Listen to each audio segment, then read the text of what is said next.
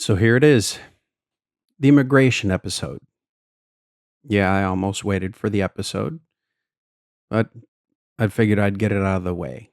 I was going to go maybe 5, 6 episodes, but this is too important because unlike cable news, I don't do panic porn. I wait for the pattern, then I pull the thread. And here it is. Both sides want the labor. Neither side wants the people. Let's start with the right. The party of border walls, Jesus memes, and cheap housekeepers. They scream, "They're invading," while hiring the same people to pour their pool deck. They sell you this myth that they want to stop illegal immigration. Nah, they want to manage it, just quiet, controlled, and off camera.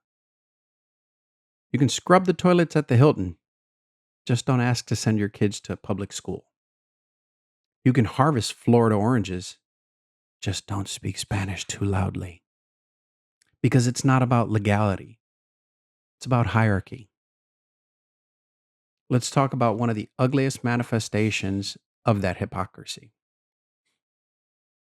The ICE detention facility in Baker County, California. Locals call it Alligator Alcatraz. Yeah, funny name, horrifying reality. It's surrounded by swamp, guarded by gators, and run by a sheriff's department that's raking in millions from federal contracts. Inside, concrete cells with no AC and Florida indexes over 100 degrees, spoiled food, maggot infested trays, beatings by guards for asking for medical care, mold in the showers, untreated illnesses, mental health breakdowns. I couldn't fit them all in one hand. One detainee said it was worse than the Honduran prison I escaped. Another tried to take their own life after being held in solitary for requesting water. Water. And ICE knows all this because they've been documenting it since at least 2022. But they keep renewing the contract. Why?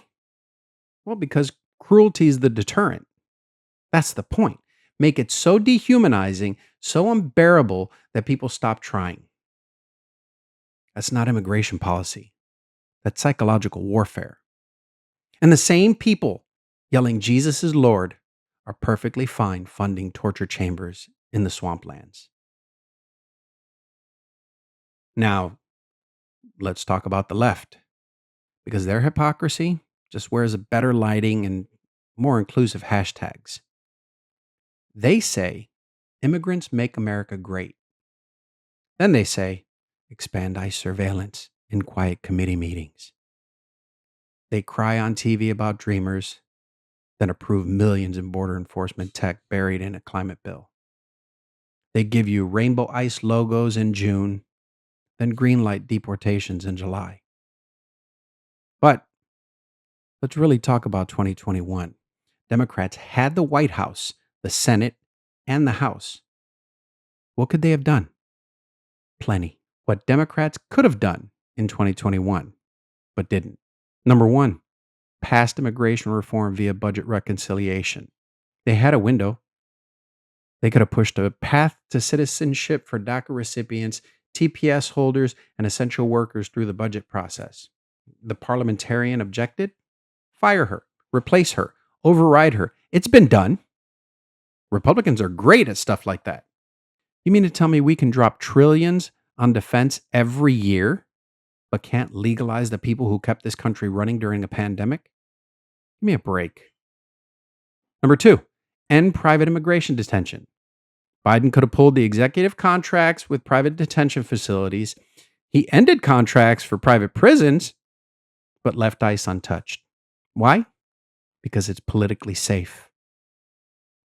Shut down Alligator Alcatraz, shut down Adelanto, shut down Eloy.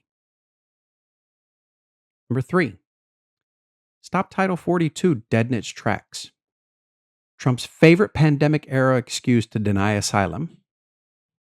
Biden ran with it for over 2 years. They had full authority to rescind it on day one, but they delayed. then blamed the courts, then quietly used it to push families back over the border. Number 4, reform the asylum system. They could have funded more immigration judges, sped up the asylum process, expanded protection for climate refugees. Instead, they turned away Haitian families at the border with riot police on horseback. In 2021, under Democrats. Don't tell me your hands were tied, you just didn't want to use the power. So here's the ugly truth. It's not broken, it's designed. The system isn't failing, it's succeeding at what it was designed to do. Create a 2-tier labor force, one with status, rights, and protections, one that's vulnerable, underpaid, and silent. We exploit them when they're free, we profit when they're detained.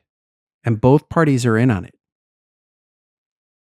So here's the economic truth that no one will say on CNN. America needs immigration, period. This isn't a charity case, it's economics. 70% of U.S. farm workers are immigrants. Over 40% of construction workers in major metros. The entire elder care, food prep, and janitorial systems depend on it. You want your strawberries cheap, your hotel rooms clean, your Amazon boxes delivered? Then stop pretending immigration is a problem. It's a foundation. We were raised by a generation that told us, work hard and you'll succeed. Then they passed laws making it illegal for the workers they depended on to even exist. We watched Reagan sell family values and arms to death squads. Clinton militarized the border. Obama deport 3 million people. Biden just updated the packaging. Same policies, different font. We're not surprised. We're Gen X. We recognize a lie when it wears a flag pin. Game recognized game. Now, here's what actual immigration reform looks like. Not the slogans, not fake tears, policy, not performative politics. Number 1, create a legal labor pipeline. Issue seasonal and essential worker visas tied to labor demand. Trackable, renewable, transparent. Employers pay into the system, workers get the protections, and nobody gets exploited. Number 2, universal status review. Create a one-time status adjustment for long-term undocumented residents. 10 plus years in the country, kids in school, working and tax paying. You're not a criminal. You're an American without paperwork. Number 3, abolish private immigration detention. Shut down Alligator Alcatraz and its cousins. Move to non-carceral, community-based processing. It costs far less, has far better outcomes, and doesn't traumatize children. Number 4, asylum system overhaul.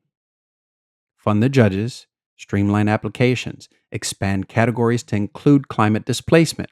And here's the kicker. Let people apply for asylum before they cross the border. Prevent the panic, prevent the invasion narrative. Number 5, fix the root causes. For real. We spend billions interfering in Latin America. Try partnering instead of pillaging. Trade deals, infrastructure, food security. Migration becomes a choice, not an act of desperation. Don't pick a team, break the pattern. So here's what I know. Both parties love the labor. They just don't want the people. And the people running this game don't care if you suffer as long as their roof gets built on time and their strawberries don't rot in the sun. So no, I'm not playing the red versus blue game. I'm not picking a side because both sides had the power and both sides chose not to use it. And at Raised by Boomers, we don't play patriot games. We break the pattern. Gen X was right. Again.